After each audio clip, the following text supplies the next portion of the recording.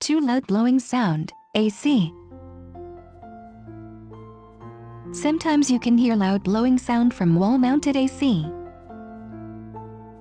A motor inside of AC absorbs indoor air. Absorbed air passes through a cooler inside of AC, and then cold air comes out of AC. Noise can be generated when air passes through the filter, and this noise is a sign of normal operation.